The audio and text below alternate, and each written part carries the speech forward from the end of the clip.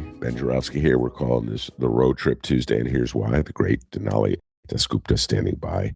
She was the one who came up with the idea of the road trip because both of us, we just came back from road trips, or at least I came back from one. I know she was on a trip. I don't know if she was on the road again, sorry. And the other reason is we're going to be meandering all over the world.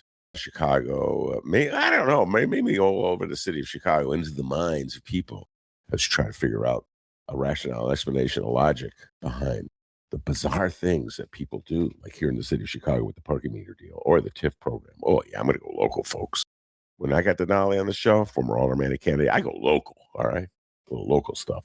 But before I go local, I just have to say this. I got to go national, just briefly.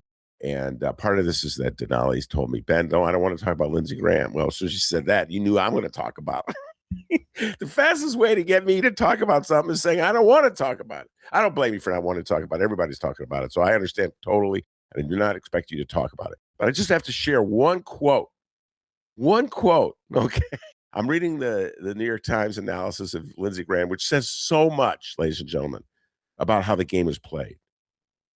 So Lindsey Graham, this U.S. Senator from South Carolina, who did a complete 180 on Donald Trump, to the point where I think, I don't know, it's a cry for help, in my humble opinion. You either believe in something or you don't believe in something.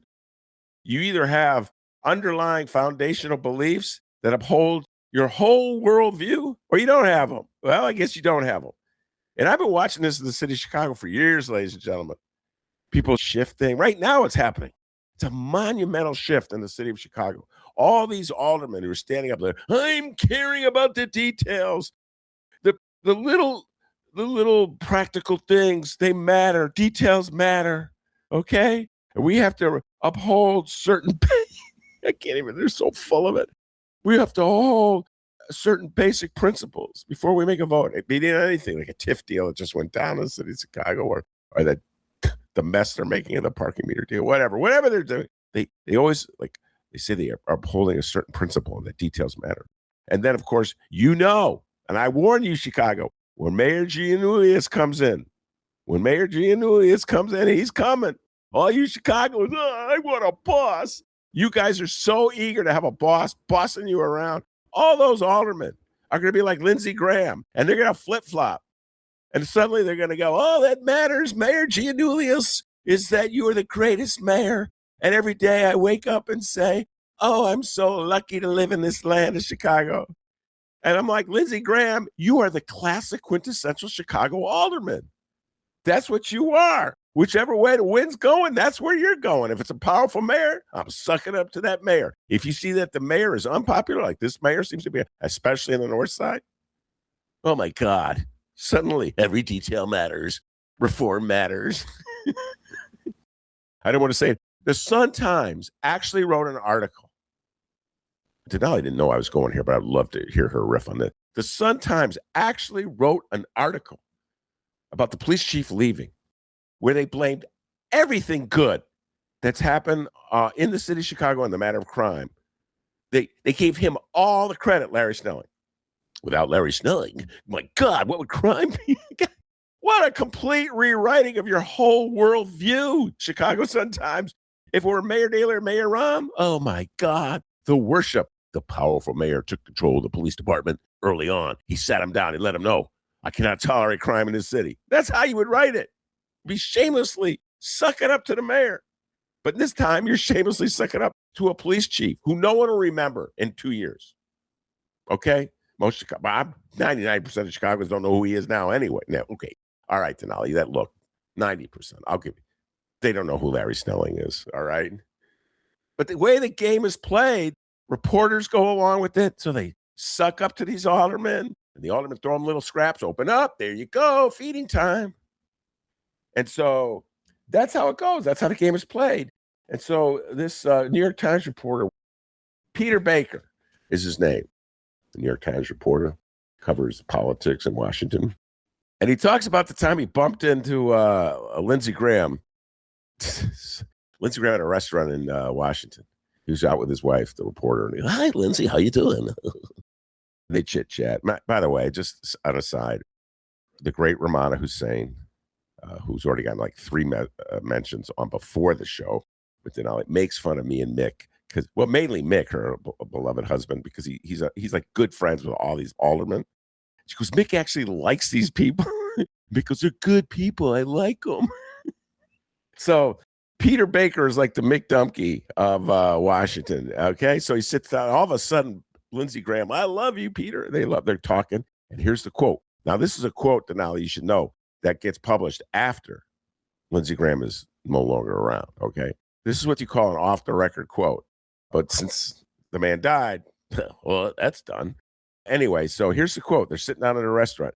Now, remember, one more time, ladies and gentlemen, Lindsey Graham is sort of like, who am I thinking? Oh, thinking like Raylo in the city council. First, he went along with everything the mayor said. Now he's against everything the mayor said. Okay, so he's like that with Trump. First, he was against everything Trump was for.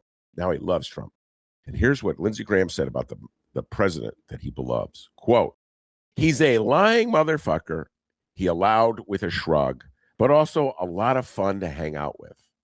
What the Mr. Trump, he said, was so dominant within the party that he could do almost anything with impunity. Quote, he could kill 50 people on our side and it wouldn't matter.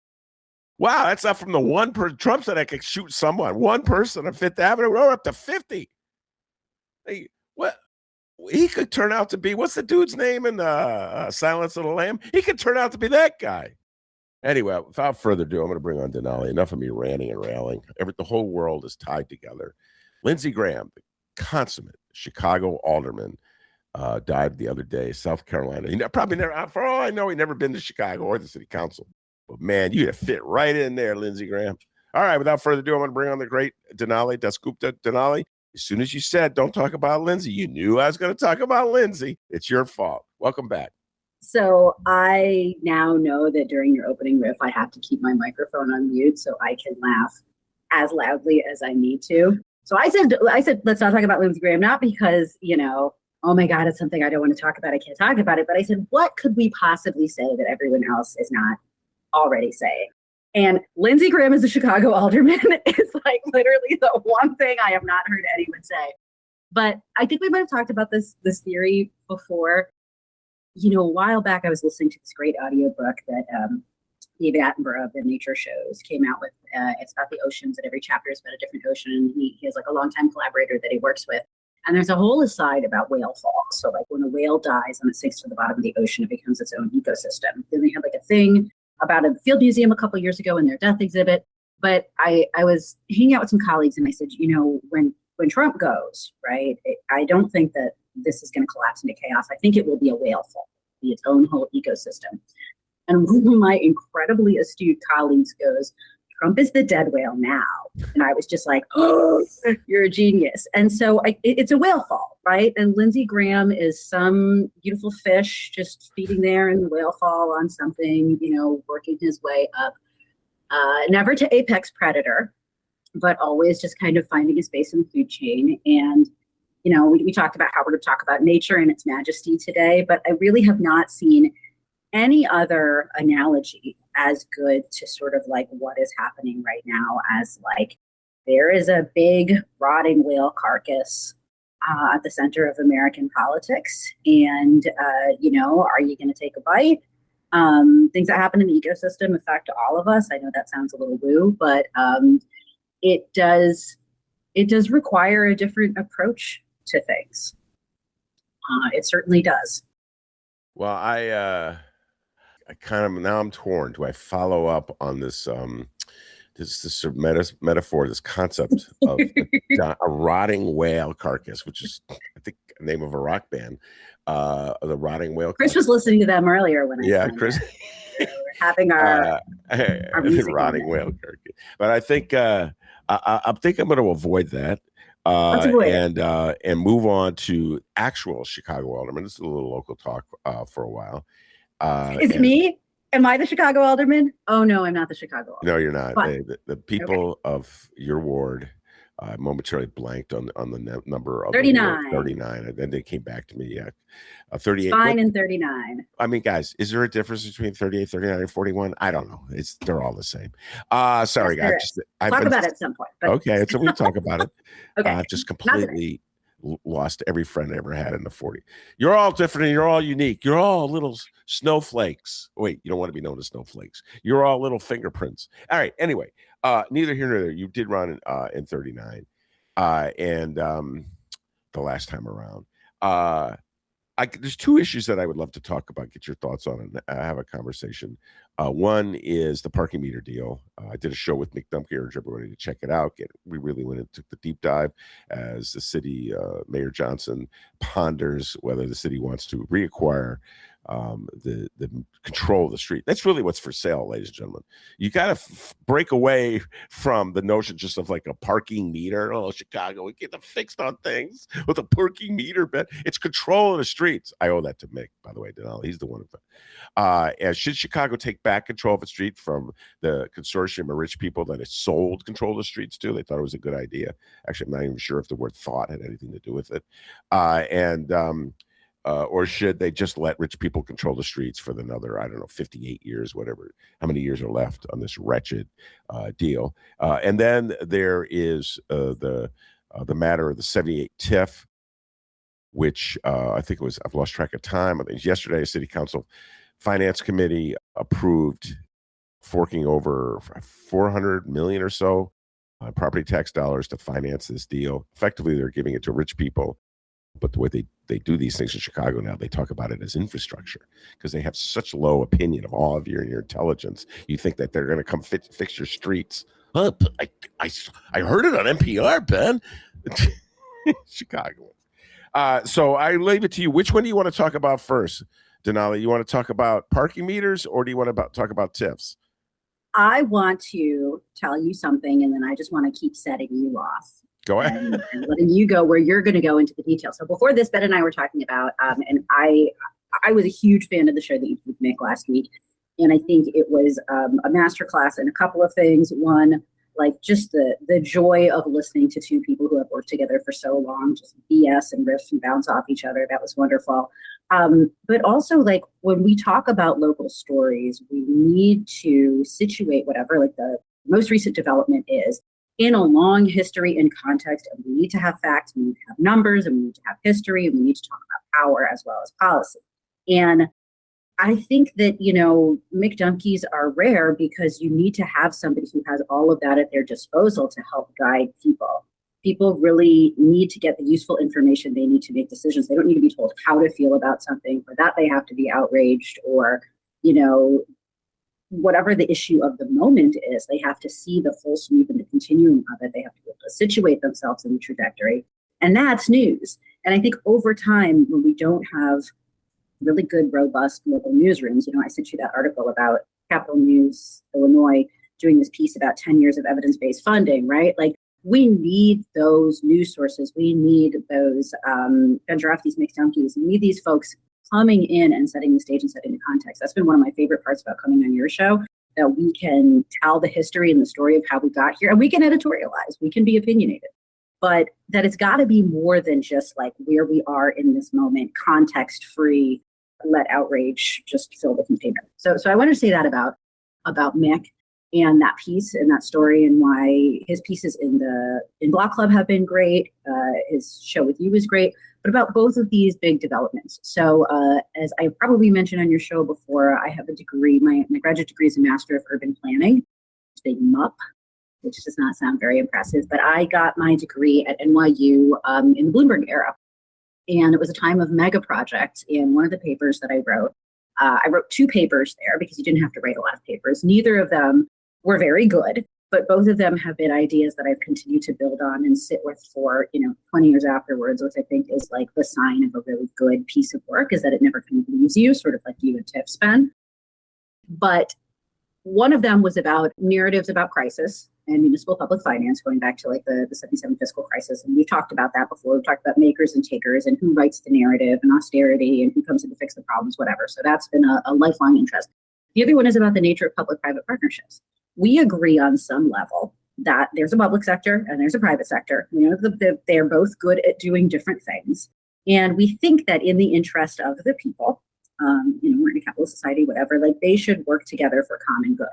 And yet the way that the power and the structure and the relationships and the agreements between the public and the private sectors is now when we talk about public-private partnerships and was really starting to be in that era and had been before. But I think, again, coming back to this idea of like mega developments, that was happening a lot in New York City, 15, 20 years ago. As a student, right, a student of public administration and urban planning, understanding the way that the private sector was dictating the terms of these public-private agreements, understanding the way that risk and liability were being shifted to the public sector and thus by extension to the people, understanding that the private sector was largely being insulated from risk and was getting long-term profits off of these things, it didn't feel like a good deal.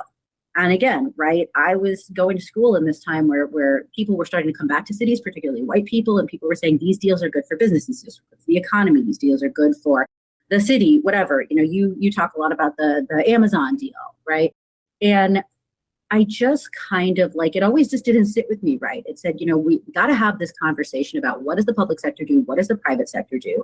Who manages what well? Yeah. And it won't surprise you that very shortly after I graduated, Great Recession hit and we watched the bailouts happen. And we started to, this phrase too big to fail entered our lexicon where we, as the people, were sort of now saying, hey, like, we have to be responsible for the risk that the private sector and the market takes on, even when we don't see any of the benefits. And sometimes, like, we are worse off the more they accumulate.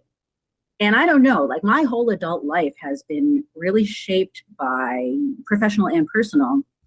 We started out with the private sector getting one over on the public sector in these deals where everyone's shaking hands and cutting ribbons together, to the point where we're at now, where this is like normalized. This is what the private sector comes to expect. When we need more housing, we need more affordable housing. People say, well, we gotta give sweetheart deals because otherwise they can choose not to build, right? People can choose to keep land vacant. People can walk away from commerce and into chaos because they are not getting a good enough cut. You can't freeze the rent. You can't do this. You can't do that because of this relationship that the public and private sectors have. So that is how I want to set you off. And between the 78 and the parking meters and whatever, like that's what's resonating with me, right? I'm sitting back and taking this long view of my adult life and just saying, how on earth did we get so upside down on the idea that, like, we, the people, need to indirectly serve the shareholders of large corporations, and when private money wants to come into public spaces, that we don't have oversight, that we don't have accountability, and that, like, we collectively and individually end up carrying the risk and doing their what are those things called? Gosh, it just jumped out of my head. True ups. Yeah. It is not my job to true up Morgan Stanley. Like, that is not my job. Yeah. Wow. So how was it? It's a great question. Basic question is, how was it that these two things became one? A deal that works in the best interest of rich people who are putting money up front, and it works. Supposedly works well for the larger mass of people who live in a city, the public, the taxpayer public, and we'll keep it in the city of Chicago, though I think it's across the country. They're just viewed as the same. And if anybody dares to swim against that tide, they just write you off. Like, you don't, either you're a lefty, or you're ignorant, or you're a loser. You're naive. You're naive. Yeah, you're the one who's naive. Yeah. And it's like, I got to wave my muff at them. I've got to say, look, I have this piece of paper that says New York University on it, right? I'll wave that degree in your face and say, you can go ahead and call me naive. Well, the naive part is not, okay, so the paper that your master's degree is an indication that you're a smart human being. Now that you have those brains, you should come work for us. Because if anybody who doesn't work for us is naive. Anybody who thinks like lefties, okay, people who are thinking of a common good are going to prevail in a capitalist country where every viewpoint you hear on a mainstream stage is orchestrated. They're puppets. So anybody Mike Bloomberg went on from being mayor Yes. He runs a news agency, and he has a large urban planning consultancy that does all of this work across the country. And he's in philanthropy. So sometimes he donates the services of those consultants or sort of offers to Bloombergize your like small and mid-sized city. And he also owns a media empire. Don't right? Yes, a media empire. That's what he owns the news. Yeah. And so I guess all of that, right? And then this morning when I was kind of posting while on Blue Sky while getting my kid ready for camp, I was saying, again, being out west, I was at Yellowstone. I was at Heart Mountain, which is right outside of Yellowstone, just really thinking a lot about the federal government and the history of it and public good and things like that. I said, there was a period of time, including The Apprentice, where we had all these reality TV shows soft selling us on the idea that like businesses were great and business people were great. There were shows about like, we're going to turn this business around. Business leader Donald Trump on The Apprentice, he's so great, whatever. And I said, we soft sold this idea. Shark Tank, God, I love Shark Tank. I watch so much Shark Tank. But we soft sold this idea that somehow like these folks are the best and the brightest. And I said, what's the countercultural move? Maybe it's like a reality show where someone like me takes these people to a public swimming pool and we have a great afternoon. But we really do have to kind of disabuse ourselves of the notion that has been prevalent for a really, really long time in our country, that the captains of industry know what we should be doing with our democracy and with our public finance. Yeah, but we're so captivated by this, and I could go back in history and give you examples. So I'll just give you one that's it's already about 12 years old. The first time I'd ever heard of Elon Musk, and I apologize, people, I'm always behind the time. I had not heard of the man before. I had vaguely heard of the name. I thought it was like a made-up name, actually. Elon Musk was when you're mayor, not you, Denali, but you, the city of Chicago. You liked him so much, you liked him. The Hyperloop. Yeah, I know. Is this about the Hyperloop? Yes. No, the bullet train to We're gonna take a ride on the Hyperloop. Forget what was it called? I thought it was the bullet train. I think it was supposed to be a bullet train, but I always thought it had a stupid ass name too. It had a stupid ass. Everything about it was stupid. But here's the part that Rahm understood, Mayor Rahm. So I give you credit, Mayor Rahm.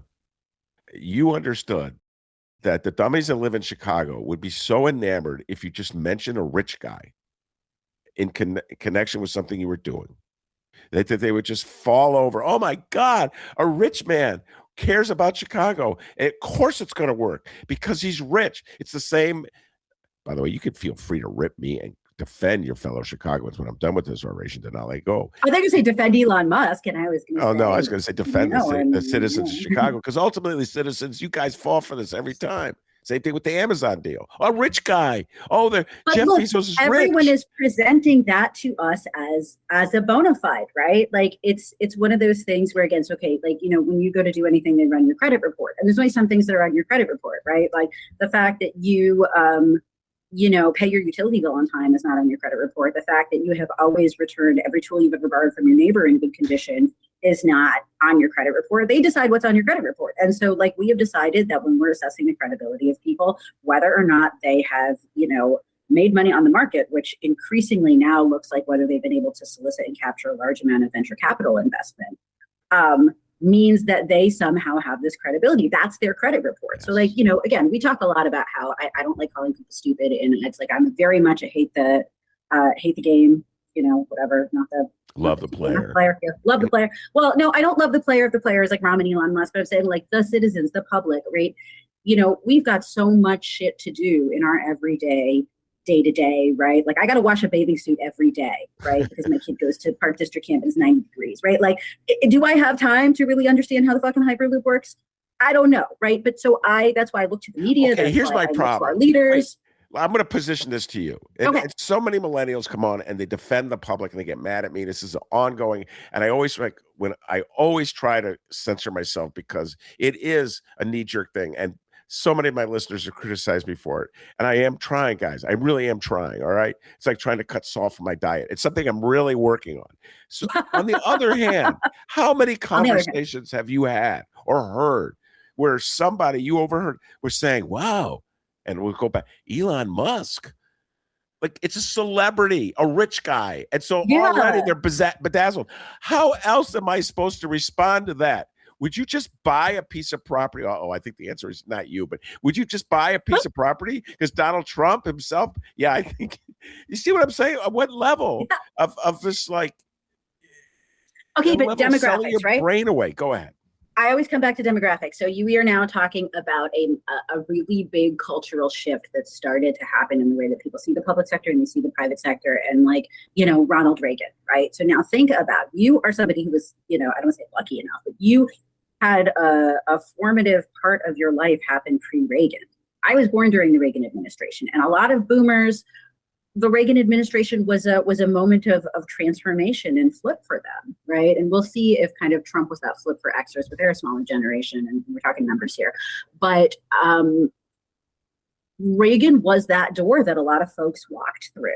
Yeah. And so now Reagan has been the status quo for long enough, right? We're talking 40 plus years since Ronald Reagan was coming around and saying these things. So I've kept alluding to this. I'm going to hold up my book club book.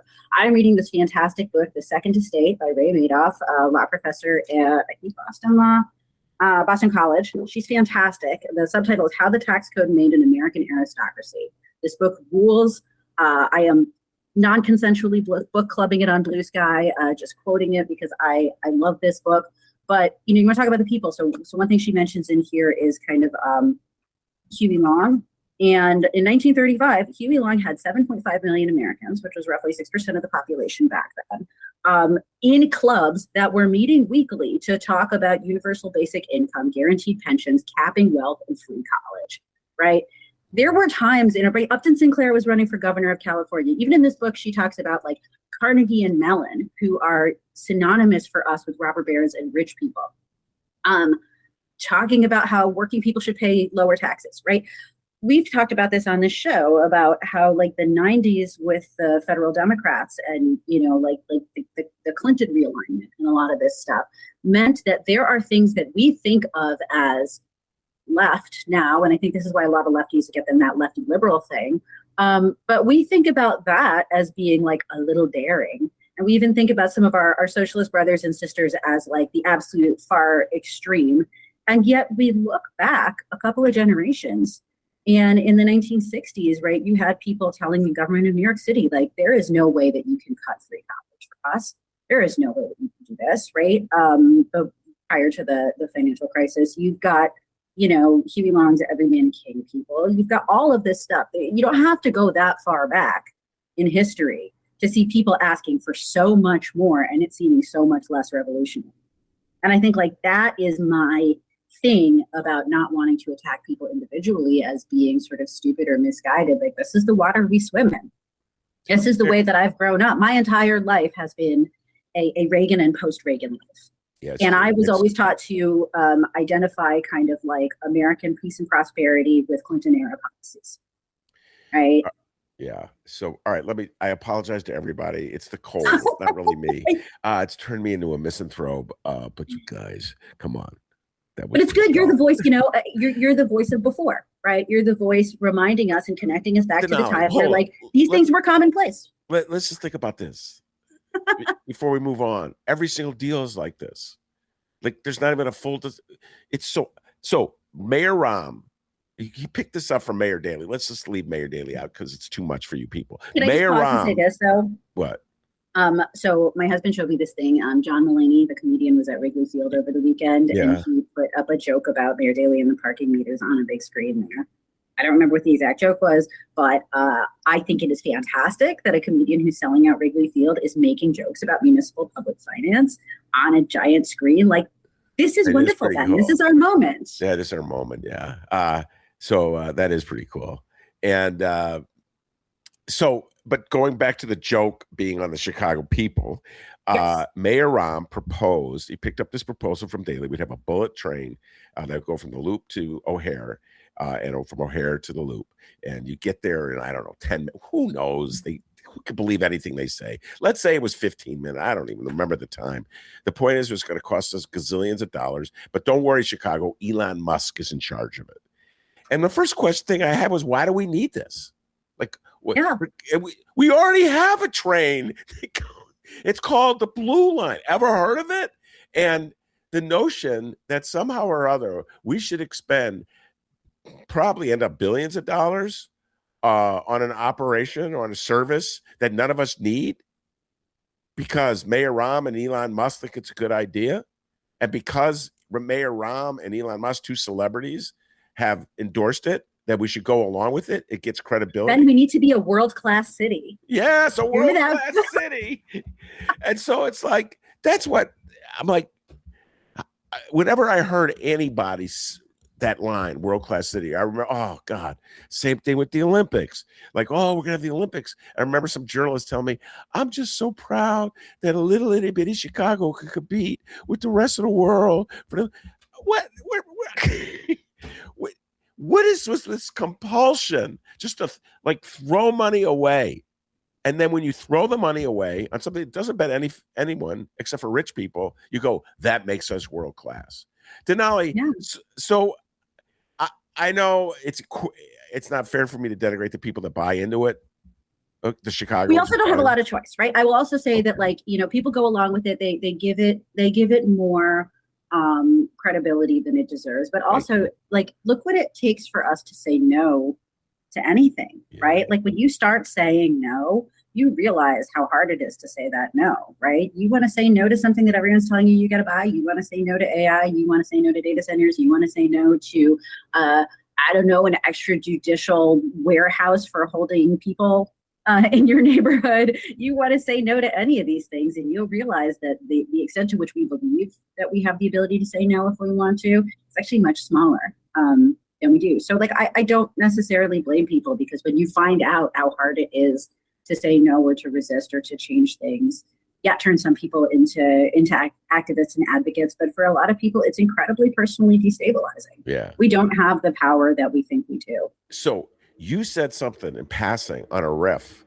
that is so, like, I got to bring back. I'm sorry. Back to it. No, it was great. I was hoping you're going to go and take a deeper dive on it, but I'd love for you to do that. And that is this. So a developer or in the city of Chicago who owns a significant chunk of land can choose not to invest in that land. They've got enough wealth, they could sit it out. Mm-hmm. So they could sit it out until they get exactly what they want. And I watched that. I watched that time and time again. And it's not free market capitalism, ladies and gentlemen. It's predatory. Well, some would say all capitalism is predatory, but it's predatory capitalism. It's taking advantage of the domination that you have over the public and over the entities that are supposed to protect the public, and then getting what you want from a mayor. So, like, ultimately in the 78, which is the money they're throwing away to build a parking garage for a soccer field that no one in the city of Chicago ever even had a remote idea that they needed or wanted. Okay. Even the lefty Mayor Brandon Johnson, has to go along with that, because you want to play the game, Mayor Brandon Johnson. Not one person that you think is going to give you credit for this deal is going to give you credit for this deal. I just want you to know that they're going to find some way they'll probably give it to Larry Snelling, the police chief. He gets credit for everything. What a great visionary. And the point is, I would love for you to riff on that. I've seen that happen so many times. I've seen that happen with Lincoln Yards. I've seen that happen on Irving, stretches of Irving Park, where people say, I'm going to stay here for a while. It's better for me right now not to put anything in this. I get to write off the property taxes. I don't have to pay as much as property tax. Yeah. Better have it. The whole system. The second. I'm holding up my book again. Go ahead. Riff away. It's like, it's really the power that capitalism has in the city, in part because we worship capitalists and we want to be rich. Okay. Yeah. Oh, absolutely. I mean, and so a big part of this book is just saying that, you know, so the subtitle is How the Tax Code Made an American Aristocracy. And the idea is that very wealthy people don't pay taxes. They don't pay for the public services because, you know, our biggest government outlays like Medicare and Social Security are paid for by payroll taxes. Those are predominantly paid for by working people, right? We have a cap on income for payroll taxes, and most really, really wealthy people, this is something like I kind of knew in my head, but really got into reading this book. Most really, really, really wealthy people don't earn income. So, like, even CEOs and stuff, they're taking compensation in the form of stocks, they're borrowing against their assets, they're doing all of these things, and they're essentially operating sort of extra judicially, well, judicially is not the right word, but like outside of the regulatory system that we all live in.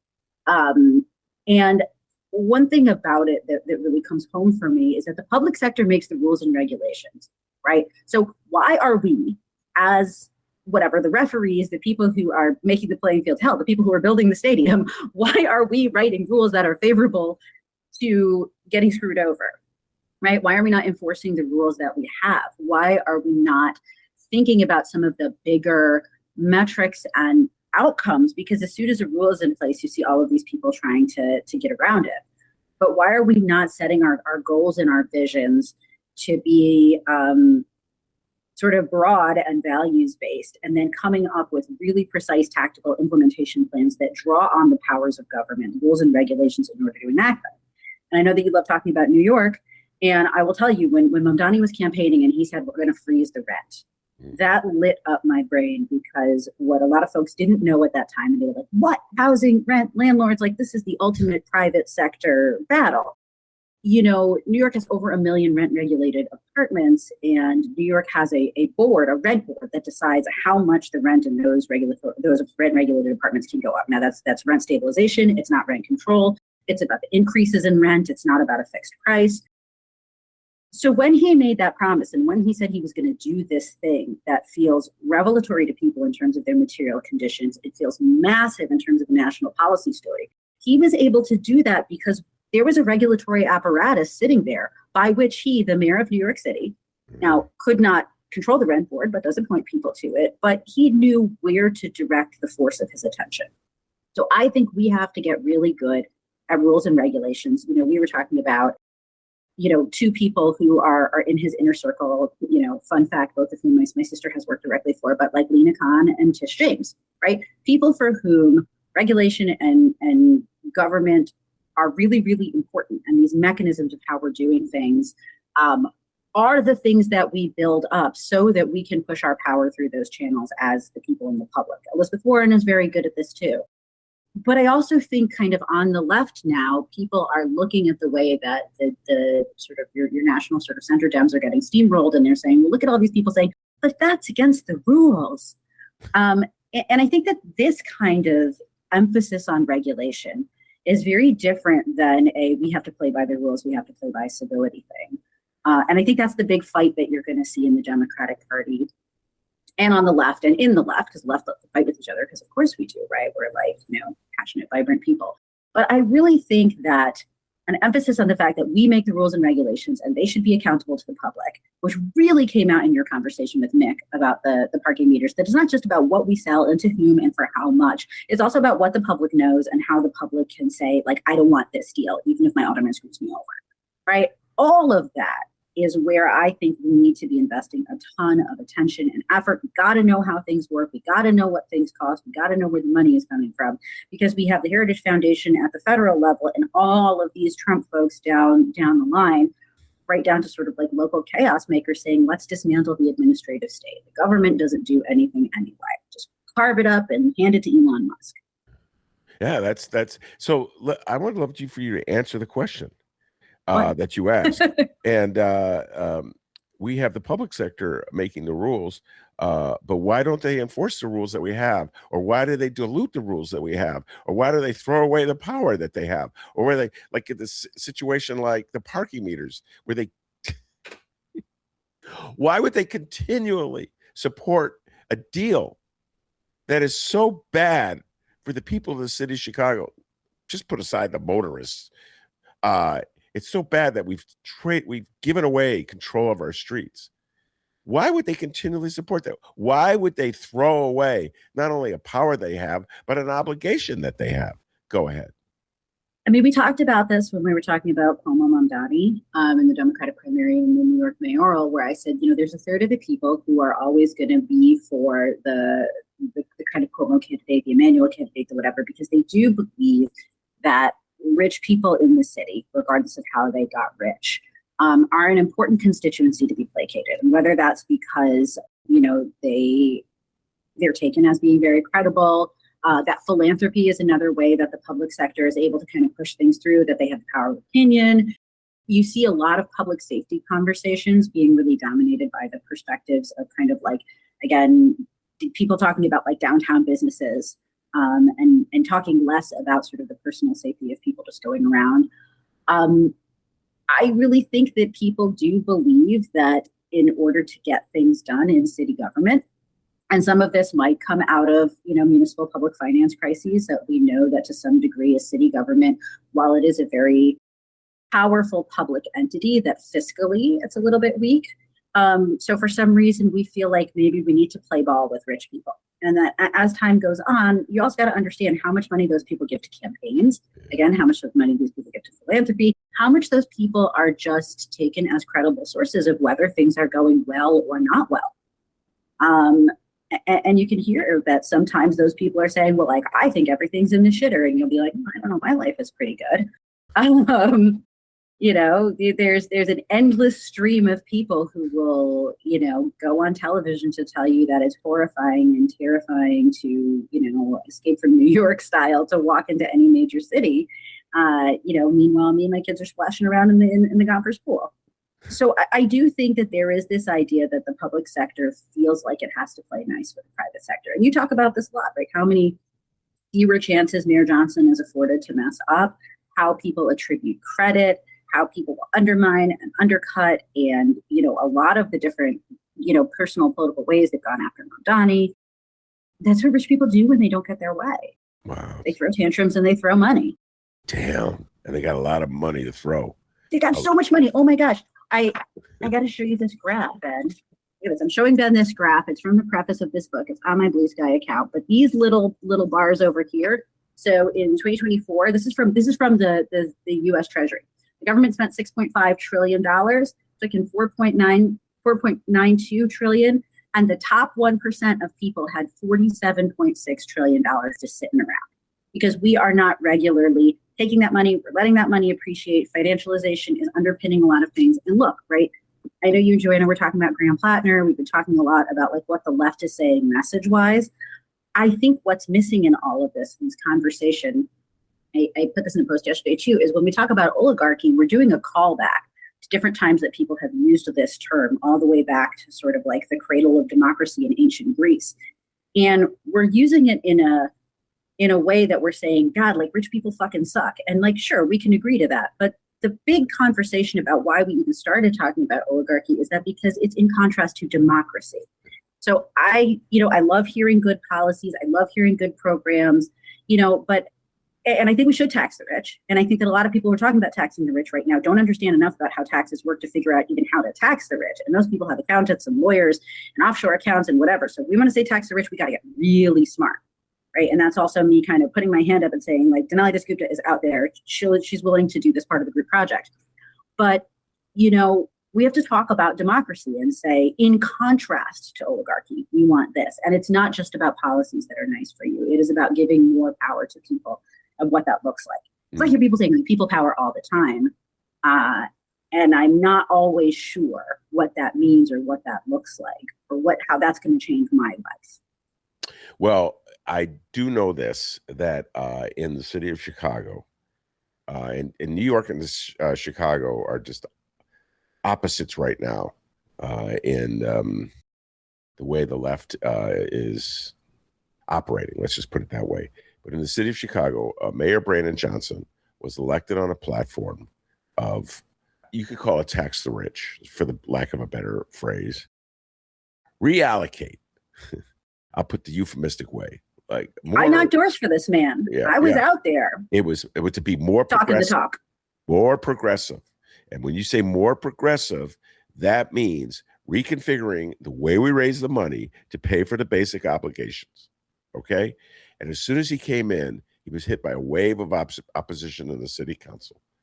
That's growing stronger as people sense that for whatever reason, whether it's a reason analysis, by the public, or whether they've been bamboozled and brainwashed, which is usually the case, the city of Chicago wants to move away from overtly adopting progressive forms of taxation. We want to go back to regressive taxation. That's the lesson, the political lesson that the aldermen in the city of Chicago, the Lindsey Grahams in the city of Chicago, have drawn from 3 years of Harold Washington. It is completely contradicts everything that had you knocking on doors for Brandon Johnson. And here, as we head into the final year of Brandon Johnson, what do I see him doing? Leading the charge to dish off, forget how many hundreds of millions of dollars in property taxes. That's what they are. I'm not even going to use the word TIF, ladies and gentlemen, because it's too much for you. Property taxes. You understand property taxes. As soon as I say TIF, Chicagoans, I'm all mixed up. Property taxes. Denali, something happened. Now in New York, right now, Mamdani, I hate to say this because part of me is a Chicago booster and I can't stand the Knicks. But anyway, it's illogical for me to insist. Mamdani's doing a much better job than progressives in Chicago. I hate to say it, progressives in Chicago. Guys are dropping the ball in terms of. I think people also, right, there's a lot of different things. And you talked about this with Nick, you talked about the comms department. And remember that like Johnson's comms job fell apart when, Ron Reese, who's the head of comms, left under a cloud of sexual harassment and sexual abuse. And one of these days, I'm going to tell you about the big fight I had with Ron Reese over text one day, but he was not a nice man as far as I was concerned. But outside of the comms piece, right? I was reading some public admin scholars talking about, Mamdani is right now kind of like, again, right, like with these regulators at his side, thinking about increasing the administrative capacity of the public sector, bringing tech stuff in-house, thinking about like who's going to run things, thinking about procurement, thinking about vendors, thinking about what the city should take charge of, and slowly but surely making New York City government bigger. And there's a really important point in this book where they talk about like, we raise taxes on the wealthy whenever there's been a war because we needed to finance it. And then if we don't need the money for anything, we kind of like stop taking it from rich people first. And tax historians have discovered that if we find something really popular to sink that money into and spend it, then the public will rally to keep that expenditure. The public will rally to save those programs they really love. So we are taking public dollars and putting it into parking spaces at soccer stadiums. I don't expect anybody to stop washing bathing suits to come and yell and scream about it. But if you tried to take away universal pre-K right now, I think a lot of people would be pretty mad. I think if you tried to take away some of these things that people know and love, people would be pretty mad. But then at the same time, right, you have this like longer arc of Ronald Reagan countervailing, saying whatever the government gives you is just going to be lower quality than what you could seek on the private market. And we just have to, work with people, come on my reality show and realize that like that's not the case. Public goods can be great. We can increase the quality of them. We can increase the capacity of the public sector. And that's why we should give the government more money. Right. Like you talk about the budget thing. Again, it pains me so much personally when Brandon Johnson came in, he made Sam Nugent the president pro tem of council. And then because Riley was running against Preckwinkle, Nugent was front and center in a lot of the stuff around this quote unquote alternative budget. Like that budget was trash. And I was, on my soapbox just saying like, how dare you look at the children and families and communities and seniors and all the people of Chicago and think that whatever comes out of a slot machine at Midway, that handful of change is good enough for us, right? Yeah, I completely agree with you on that point. It was a farce, and they did so much, just like budget talk and let's be sensible, let's be reasonable, let's be whatever. They waved that credibility flag on behalf of wealthy interests who should be paying more. And not just because like, oh, we hate the rich, we should tax them, but because we've allowed so much capital and so much power to accumulate in that private sector, in that corporate sector, in that third of voters and their extended interest in universe, that we can't cut a fair deal anymore. And they just keep pushing and pushing and pushing to make things even worse. And it's kind of like, let's start today by saying like, we want a fair deal. The parking meters are our opportunity to do that. Let's do that. Even if it's just like, we're getting together and chatting in our little like Huey Long clubs about how to make things more fair. But like, we are playing a rigged game. And I know that sounds like kind of, big banner lefty talk, but I am happy to bring the receipts, like the literal budget receipts, and say like, this is where things are rigged. This is where things are not working. Yeah. By the way, ladies and gentlemen, the issue with the parking meter deals and buying them back is whether the city can make back from buying them back the money that we have to spend to buy them back. And that's why I loved when Mick said it's control of the streets. Yes. Because now you put your valuation in, right? Your valuation about how much money is going in or out of that little machine is one thing, but control of the streets, opportunity cost estimates are not an easy thing. Yeah. And we see that in education. We see that in every public service. That public benefit is whatever is good for the people. And so that's value. So all we have to do is get the cost under that value. So let's fully value all the good things that could happen, and let's be honest about the costs of those things. And as long as we have more value than cost, then full speed ahead. Yeah.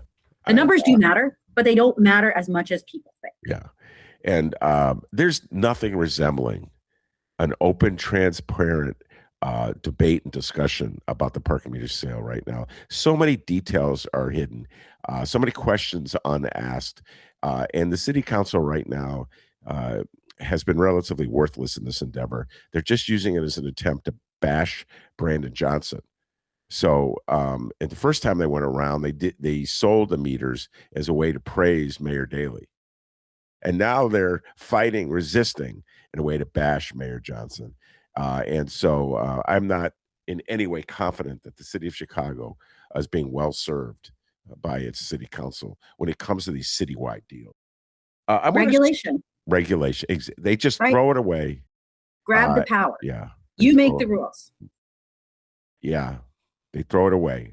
They read from a script written by spin masters who either work directly for the developers or the privatizers, or go back and forth. So what difference does it make? And I've seen it in pretty much every single deal. And it's at play right now in the parking meter and 78. The TIF handout for the 78, which could be a whole show. All right. I want to ask you about something that you also alluded to in a pre-show, which moves away from Chicago, kind of, but Chicago's part of the same universe. And that's the DSA and Plattner. And no ducking and dodging. And wow.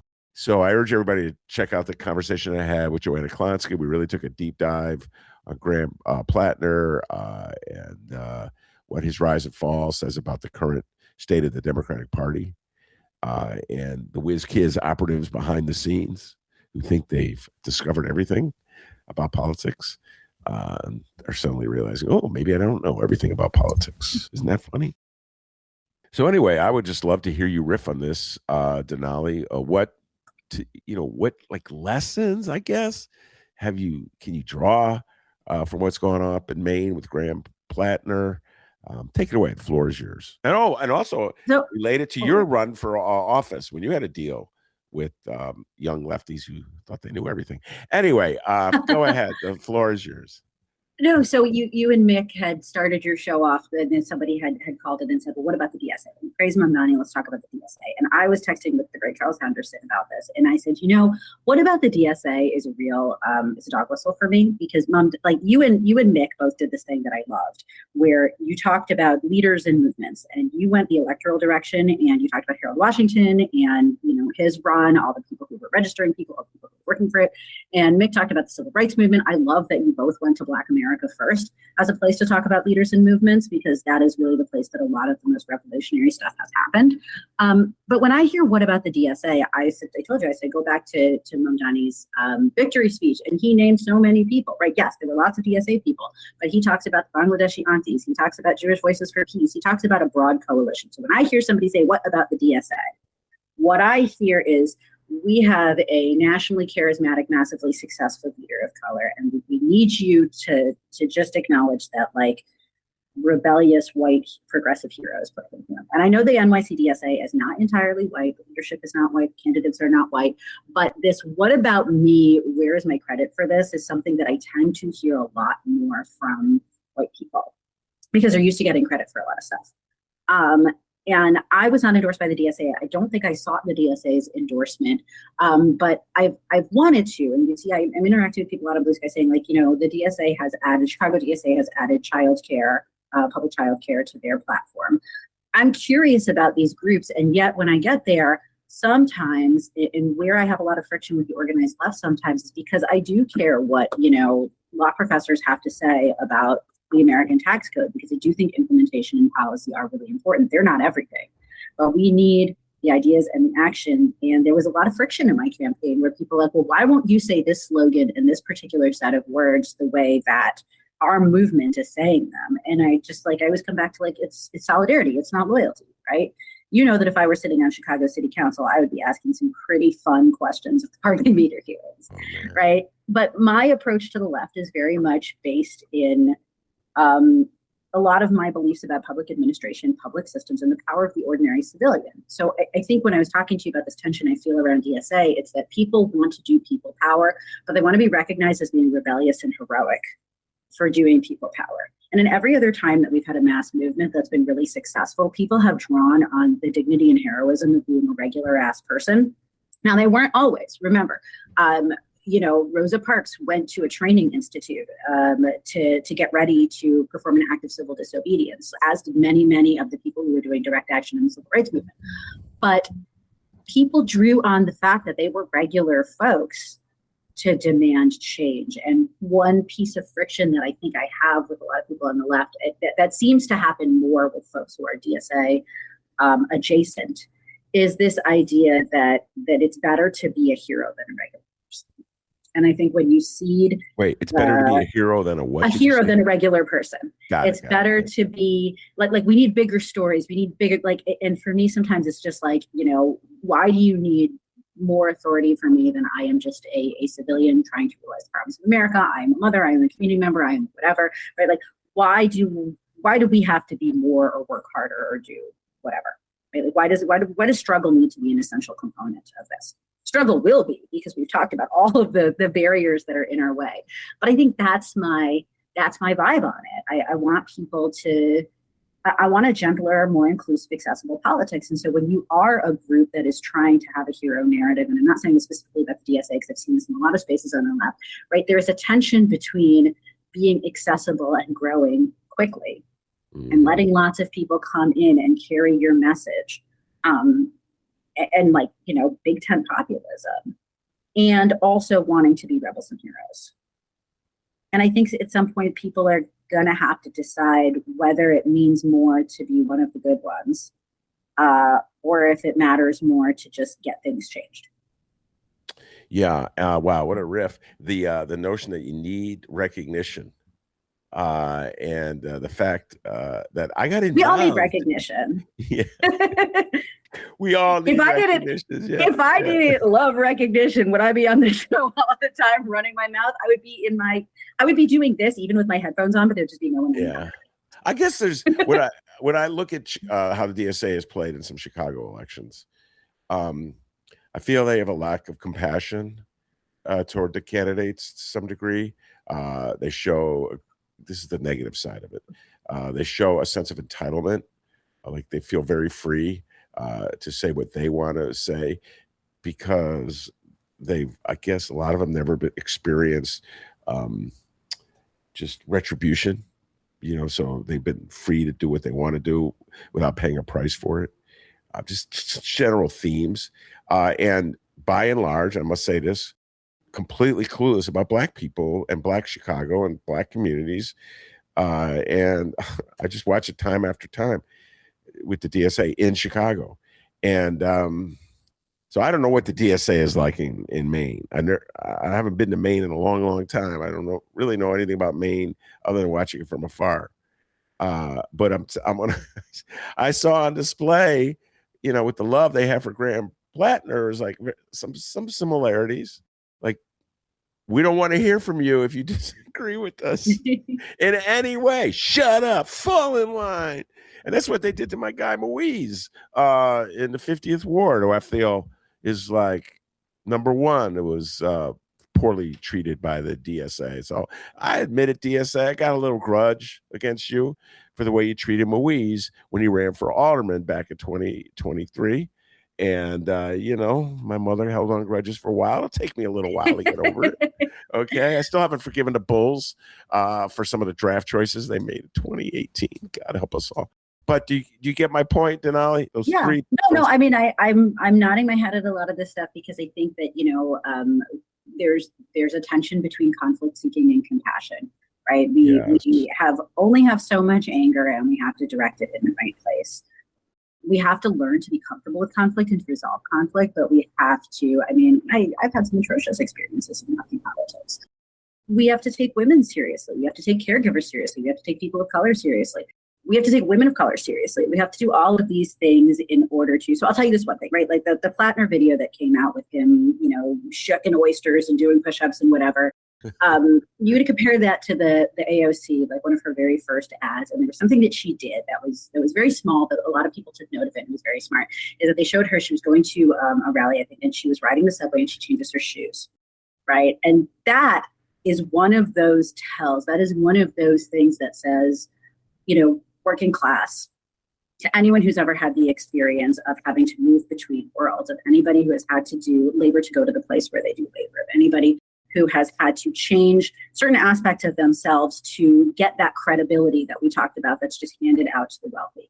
And with that shoe change, I think a lot of people, but particularly a lot of women, and like for me, that always harkens back to Melanie Griffith and Working Girl in the opening scene, Staten Island Ferry is going, right? But like, those are the tells that I want, right? Anybody can do push-ups on video. Like I'm a 40-year-old, I can do push-ups on video, right? The congressperson who's going to be running as Mike Lawler for my parents, Kate Conley, she's a West Point grad. She had a video of herself, bench pressing on video, whatever.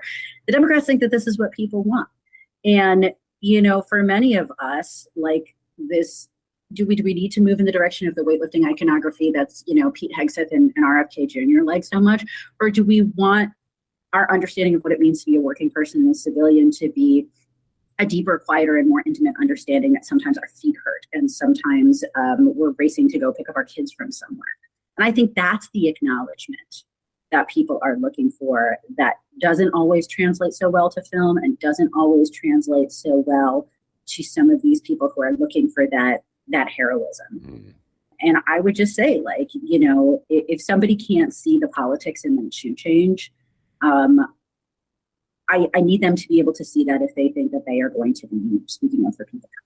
Because the way that we are holding it together in our day-to-day lives is quieter and harder and deserves the level of heroism and acknowledgement that, like, shucking an oyster does. That's a great riff. We'll close it on that one. I'm going to be thinking about that all day, about how, more and more damn Democrats are always trying to act like Republicans. I hadn't even thought of that till you went on that riff. Like this thing about the push-ups, baby Bobby with the push-ups. He started that thing. And then Hegseth, the two of them are doing push-ups together and they're in pools. Remember they were in like some kind of like a swimming pool, not a swimming pool, whatever it was, a hot tub. I don't know what it was. And they're like, oh, macho man. And now you're right, Grandpa. I'm a man. I'm going to do a push-up. Yeah. And I remember Mike Quigley when he was starting. I said this the other day when Mike Quigley, this hockey logo. Okay, we got to talk about. We'll close with Quigley. But I just say hockey and gender. Yeah, he was doing those push-ups. Like, quick, look at these push-ups. I'm like, Quigley, you'd fit in. Gender is running for mayor. That's the name of our name. Our next show is Gender is Running for Mayor. Okay. And we're going to talk about Sexy Lexi. We're going to talk about Quigley and hockey. We're going to hop in goal and defend some shots from Susanna Mendoza. We are going to talk about how gender is running for mayor. We'll do gender is running for mayor. I'm going to tell you, push-up is running for mayor. If Alexi gets into this, Alexi be doing push-up. That guy loves his body. Look at me, man. I'm sculpted. And North Sider's like, oh, wow, he really is, Ben. You got to admit. I'm sorry. I always make fun of North Siders. You do. Okay. I want you to say you're this land. That was this land is. I read your blog. So, ladies and gentlemen, Denali and I both took. We'll close with this. We both took trips out west. My wife and I drove all the way to Cali. That's where my family lives, and then we drove all the way back. And at the same time, Denali was, like she said, in Wyoming, etc., and so forth. And I wrote a post about how I made a pledge. Because I looked at that map. Okay, I'm with Evanston high school people. I looked at a map. I studied the map and I go, uh-oh. Once I leave Illinois, there's very few blue states I'm going to go through. Okay. There's two. We went two different ways. One way went through Colorado, so that's a blue state. But the other way, There were no blue states. Oh, I guess a little sliver, New Mexico. So New Mexico was the one blue state, but Arizona's red, Texas is red, Oklahoma's red. So I told my wife, I'm going to be polite and nice to everybody I meet because it's one great country. This land is made for you and me. That was my theme song. Look it up, millennials. Woody Guthrie. Look up all the verses. Look up all the verses. Yes, because there's a verse that would have get him kicked. Kamala Harris would not allow Woody Guthrie to speak from the stage at the Democratic Convention because there's that, unless he said, I'm not going to do the verse about private property.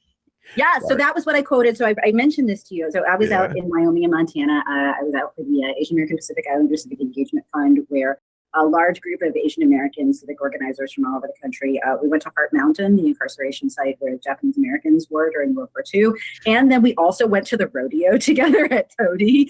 It was many people's first rodeo. It was not my first rodeo. Fun fact, Ben, my first rodeo was at Madison Square Garden as a child. Bring it back to those Knicks. But But in my campaign launch, I talked about this land is your land because we had it at the North Park Village Nature Center, and I love public land. And my dad's favorite verse is actually that one because as I was walking, I saw a sign. It said no property, it was private property, no trespassing. But on the other side, it didn't say nothing, and that side belongs to you and me. Yes. And I think that is the thing that again, coming back to the lefty thing, right? Like that side of the sign, it still belongs to you and me, right? Like this land is our land. It's a beautiful song. I love it. Saying it as a child, I sing it as an adult. I sang it as a and I'm not a good singer. Wait, it's got humor. You say that, and you're not. I said, I am not a good singer, but like that line, right? Like that side belongs to you and me, right? Like with each verse, you build bigger and deeper in what it means to be a people. Yeah, and I think it's so powerful in being out in the mountains and being out in the country. Like it's a beautiful thing to do. And so I got tested at the very end of my trip. I was going to accept the fact that this is a big country. It belongs to you and me. And that means diverse opinions. And just because someone disagrees with me, they're for Trump. I'm an old lefty. We could still share a love for this country. That was the principle that was driving me. Okay. I get to the Grand Canyon, which is one of the most gorgeous sights in the whole universe. And I just watched. I looked at the Grand Canyon and I thought, thank God that Donald Trump has not gotten around to selling this off. You know what I mean? It's just like you put a golf course right in the bottom. Put a golf course. It'd be beautiful. And I mentioned that to a guy standing next to me, and I realized, he's from Texas because I saw the car he got out of it. I go, I blew it. I couldn't finish with this trip without making a political statement. But Denali, I saw in the paper the other day, I couldn't believe this, that Donald Trump is selling off so much valuable land, public land in Utah. I go, oh my God, I made that as a joke, but it's real. Like it happens in real time. This country's elected a lunatic who's selling off some of the most, he's going beyond any dumb idea that Mayor Rahm had. He's worse than Mayor Rahm. Okay, there you go, Mayor Rahm. How about that? He's worse than Mayor Daley. How about that, Mayor Daley? Someone's worse than you.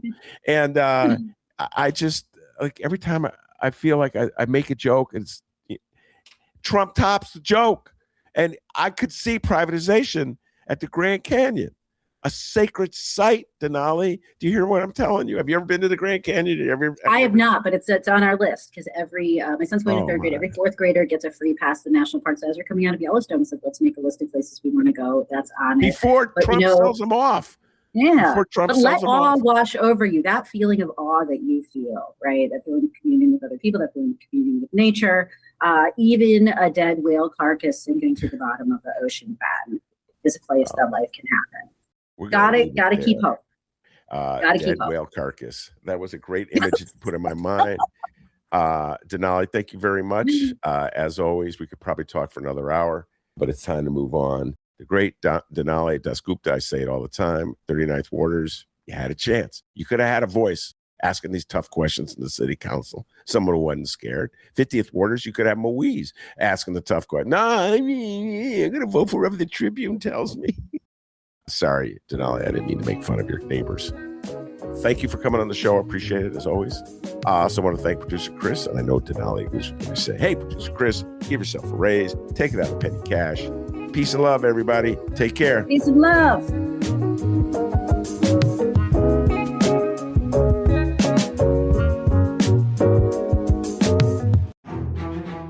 Remember, you can download episodes of The Ben Joravsky Show wherever you download podcasts. Spotify, Google Play, Apple Podcasts. Just search for The Ben Joravsky Show. J-O-R-A, V as in victory, S-K-Y. Subscribe. Give us a review. But remember the rule, 5 stars only. Go find The Ben Joravsky Show wherever you download podcasts. But also get this, Ben actually bought a website, and it's actually pretty awesome. It's thebenjoravskyshow.com. Go find it right now, bookmark it immediately, because not only can you find previous Ben Joravsky Show episodes, thebenjoravskyshow.com is also the new home for Ben Joravsky columns. You may have noticed something's missing in your Chicago Reader these days. Where'd the Ben Joravsky columns go? They're over at thebenjoravskyshow.com. Go read his latest column. He's been posting his columns at thebenjoravskyshow.com for a while now. So after you read the latest column, go check out the rest. There's tons more on the site. There's also the Benny J Book Club.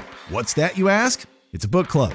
Ben talks about the latest books he read. Was it a good book? Was it a bad book? Find out at thebenjoravskyshow.com. And finally, The Ben Joravsky Show is now an independently funded podcast. That's right, Ben's footing the bill. We love what we do, and we want to keep bringing you content like this. We'd be flattered even if you consider donating to The Ben Joravsky Show. This operation now runs off the hard work of independent podcast producers who kindly give their time to keep this operation going. We'd greatly appreciate your support. Again, it's thebenjoravskyshow.com. J-O-R-A, V as in victory, S-K-Y. Read the columns, join the book club, and find The Ben Joravsky Show and subscribe wherever you download podcasts.